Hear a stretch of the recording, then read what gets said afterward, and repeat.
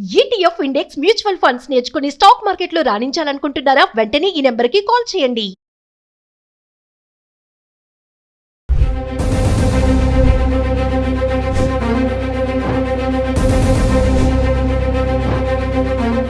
నమస్తే, welcome back to Suman TV. ప్రస్తుతం మనతో పాటు ఉన్నారు అడ్వకేట్ డాక్టర్ సల్మాన్ రాజ్ గారు. నమస్తే సార్. సార్, రీసెంట్గా చూసుకుంటే పహల్గామ్ ఉగ్రదాడి తర్వాత మన కొంతమంది స్లీపర్ సెల్స్ బయటకు రావడం జరిగింది. అందులో ఉన్న వాళ్ళు కొంతమంది ట్రావెలర్స్ ఉన్నారు, బిజినెస్ మ్యాన్స్ ఉన్నారు, స్టూడెంట్స్ కూడా ఉన్నారంట. అసలు ఎలా వీళ్ళు బయటకు వచ్చారు అంటే ఎట్లా వీళ్ళు ఇప్పుడు జ్యోతినే తీసుకుందాం, Jyoti Malhotra, she's a traveller blogger, ఎంతో మందిని ఆవిడ మాటలతో మెప్పించారు. మరి అలాంటి ఆవిడ పాకిస్తాన్ కి ఇన్ఫార్మర్ గా, అలాగే చూసుకుంటే ఇంకొంతమంది ఉన్నారు స్టూడెంట్స్ అంట, కొంతమంది బిజినెస్ పర్సన్స్ ఉన్నారు. సో ఒక్కసారి వాళ్ళ గురించి మాట్లాడుకుంటాం. ఇప్పుడు రీసెంట్ గా చూస్తే మనం ఈ జ్యోతి మల్హోత్రా అలియాస్ జ్యోతి రాణి అనే ఆవిడని ఫస్ట్ అరెస్ట్ చేశారండి. ఈవిడతో పాటు ఒక 11 మందిని కూడా ఇండియన్ గవర్నమెంట్ అరెస్ట్ చేయడం జరిగింది. వీళ్ళందరినీ దేని మీద అరెస్ట్ చేశారంటే ఎస్పియోనాజ్. ఎస్పియోనాజ్ అంటే ఒక దేశానికి, ఒక దేశ చట్టానికి విరుద్ధంగా ఒక దేశ సీక్రెట్స్ని వేరే దేశాలకి, ఎనిమిది దేశాలకు అమ్మడాన్నే ఎస్పియోనేజ్ అంటారు. ఇది బిఎన్ఎస్ సెక్షన్ 152 కింద దీన్ని మనం అంటే తీసుకోవడం జరుగుతుంది. ఈ Jyoti alias Jyoti Malhotra alias Jyoti Rani, she's a travel vlogger అండి. ఆవిడ ఏం చేసేదంటే, she's basically from a middle class family. ఈవిడ ఈ ట్రావెల్ వ్లాగింగ్ అన్నది చేసింది. చేశాక రీసెంట్గా మార్చ్లో, I think March 23rd or 25th, exactly ఈ పెహల్గాంలో ఏదైతే 26 మందిని చంపేశారో, ఏ స్పాట్లో అయితే చంపారో ఎగ్జాక్ట్లీ అదే స్పాట్కి వెళ్ళి అక్కడ వీడియో చేసింది. అది కూడా అప్లోడ్ అయ్యింది. సో ఈ మన ఏజెన్సీస్ ఎన్ఐఏ ఏం చేసిందంటే వీటిని కూడా పరిగణనలో తీసుకుంది. ఆవిడికి అక్కడికే వెళ్ళాల్సిన పని ఏంటి, అక్కడికే వెళ్ళి అది కూడా మళ్ళీ టెర్రరిస్ట్ అటాక్ అన్నది అక్కడే ఎందుకు జరిగింది అన్నది కూడా వాళ్ళు దే ఆర్ యాక్చువల్లీ ఇన్వెస్టిగేటింగ్ అండి. ఇది కాకుండా ఆవిడ మార్చ్లో పాకిస్తాన్ కూడా వెళ్ళింది. అంతకుముందు 2 times 3 times పాకిస్తాన్ కూడా వెళ్ళింది. రిపోర్ట్స్ ఉన్నాయి ఏంటి అంటే 2-3 times ఆవిడ పాకిస్తాన్కి వెళ్ళింది అని. ఇది ఎట్లా ఉండగా ఈవిడతో పాటు మిగతా 11 మంది అండి. వాళ్ళ పేర్లు ఏంటి అంటే, ఒక ఆయన పేరు నామాన్ ఇలాహి, ఇంకొక ఆయన తారిఫ్, దాని తర్వాత యామీన్ మొహమ్మద్ ముర్తుజా అలీ ఘజాలా, ఇంకొక lady Devender Singh Dhillon. He's a post graduate student. He's the only non Muslim.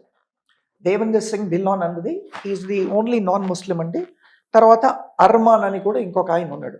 So వీళ్ళంతా కూడా ఏం చేస్తున్నారంటే ఇండియన్ ఇంటెలిజెన్స్ సీక్రెట్స్ అన్నింటినీ కూడా పాకిస్తాన్కి అమ్ముతున్నారు. వీటందరినీ కూడా పక్కా ప్రూఫ్తో ఎన్ఐఏ పట్టుకుంది. కేసెస్ కూడా రిజిస్టర్ అయినాయి. మోస్ట్లీ వీళ్ళందరినీ కూడా అరెస్ట్ చేశారు, ఇంక్లూడింగ్ జ్యోతి. ప్రూఫ్స్ అన్నీ ఉన్నాయి కాబట్టి వీళ్ళ ట్రావెల్ హిస్టరీ కానీ, వీళ్ళ లైఫ్ స్టైల్ కానీ, తర్వాత వీళ్ళ బ్యాంక్ అకౌంట్స్ కానీ ఇవన్నీ కూడా మానిటర్ చేస్తూ ఉన్నారు.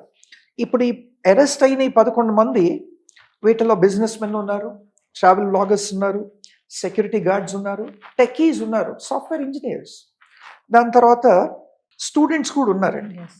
ఈ షహజాద్ అనే వ్యక్తి ఏం చేసేవాడంటే, he use to run the cross border trade between India and Pakistan అండి.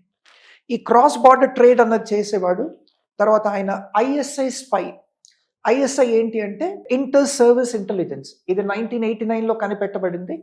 వీళ్ళు ప్యూర్గా ఐఎస్ఐ అంటే nothing but it's actually a terrorist organisation అండి. ఈ ఐఎస్ఐ అన్న ఆర్గనైజేషన్కి ఈ షహజాద్ ఏం చేశాడంటే ఇండియన్ సీక్రెట్స్ అన్నీ కూడా అమ్మాడు. అదేవిధంగా ఈ జ్యోతి మల్హోత్రా కూడా చేసింది అదేనండి.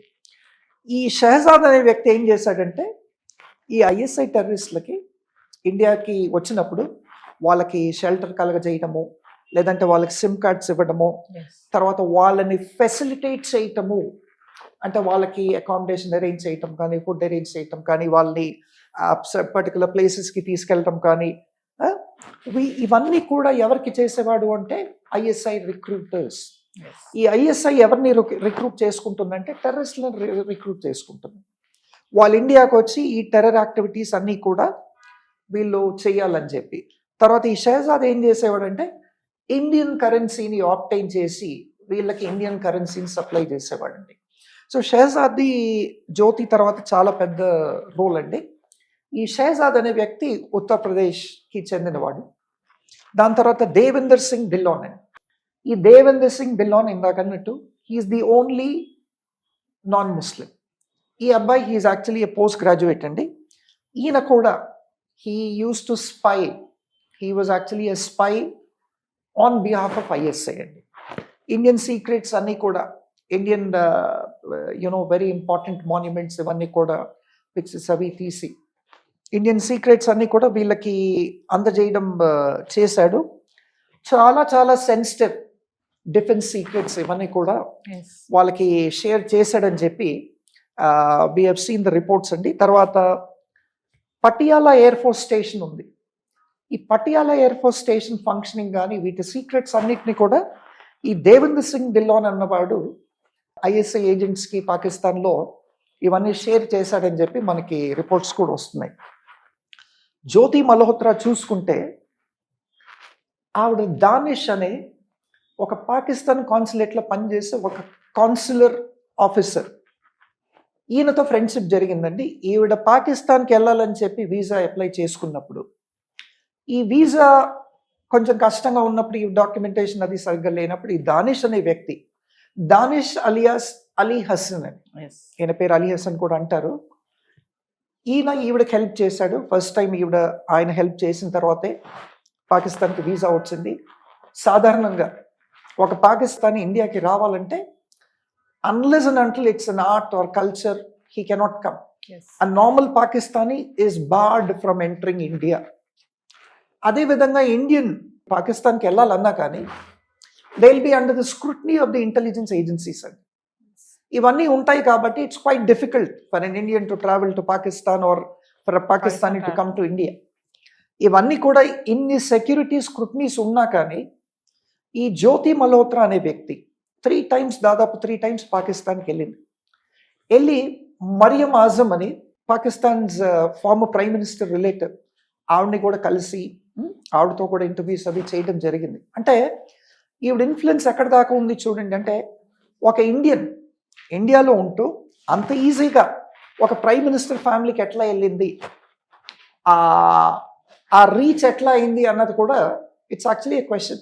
అంటే సంబంధాలు ఉంటేనే మీరు అక్కడ దాకా వెళ్ళొచ్చు, సంబంధాలు లేకపోతే you cannot reach farmer prime ministers family కదండి. అది కూడా ఆ కోణంలో కూడా ఎన్ఐఏ ఇస్ యాక్చువల్లీ ఇన్వెస్టిగేటింగ్ అండి. ఇప్పుడు ఇక్కడికి వెళ్ళిన తర్వాత ఈవిడ ఏం చేసిందంటే ఇండియన్ సీక్రెట్స్ అన్ని కూడా పాకిస్తానీస్కి ఇచ్చింది. ఎవరి పాకిస్తానీ అంటే ఈ దానిష్ అనే వ్యక్తి, ఎవరైతే పాకిస్తాన్ కౌన్సిలర్ జనరల్ దగ్గర పనిచేసేవాడు, is one of the consular officers. ఈయనతో పాటు వీళ్ళు హోస్ట్ చేసిన ఒక ఇఫ్తార్ పార్టీలో కూడా రీసెంట్గా రంజాన్ చూసాం మరి, లాస్ట్ రంజాన్లో ఇఫ్తార్ పార్టీలో కూడా పాల్గొనింది. ఈ ఇఫ్తార్ పార్టీలో పాకిస్తానీ ఇంటెలిజెన్స్ ఏజెన్సీస్కి చెందిన వాళ్ళంతా కూడా వచ్చారు. తర్వాత పాకిస్తానీ కౌన్సిలర్ జనరల్ అటెండ్ అయ్యాడు, పాకిస్తానీ ఎంబాసిడర్స్ అంతా కూడా అటెండ్ అయ్యారు. దానికి she was actually invited as one of the guest. ఆవిడ వెళ్ళి ఆ ఇఫ్తార్ పార్టీ కూడా అటెండ్ అయ్యింది. సో ఇవన్నీ చేసింది కాబట్టి ఎన్నో ప్రూఫ్స్ ఉన్నాయి ఈవిడ that she supplied a lot of material to this guy Danish. ఈ దానిష్ అనేవాడు ఏం చేశాడంటే ఈవిడ్ని బుట్టలో వేసుకొని మరి ఈవిడికి ఇంకొకటి ఏంటి అంటే ఈ జ్యోతి మల్హోత్రా అనే వ్యక్తి ఎందుకు ఇండియన్ సీక్రెట్స్ అన్ని కూడా షేర్ చేసింది అన్నది కూడా ఇన్వెస్టిగేట్ చేస్తున్నారు. ఎంత డబ్బు ఇచ్చారు ఈమెకి, డబ్బుల కోసమే చేసిందా లేదంటే ఇంకా దేనికోసమైనా చేసిందా, ఒక ఇండియన్ అయి ఉండి కూడా ఆవిడ ఎందుకు ఈ పని చేయాల్సి వచ్చింది అని చెప్పి కూడా అన్న కోణంలో కూడా దే ఆర్ యాక్చువల్లీ ఇన్వెస్టిగేటింగ్ అండి. ప్రెసెంట్లీ అయితే అండర్ సెక్షన్ 152 కింద కేసు నమోదు చేయడం అయితే జరిగింది. అండర్ సెక్షన్ 152 ఆఫ్ బిఎన్ఎస్ ఇదేమంటుందంటే acts endangering sovereignty and unity and integrity of India. ఇదే ఇందాక అనుకున్నట్టు ఎస్పియోనేజ్ కింద కూడా వస్తుంది కాబట్టి it's actually a very grave crime అండి, which is unpardonable, which is unforgivable. ఎందుకంటే it's against your nation. Thank you.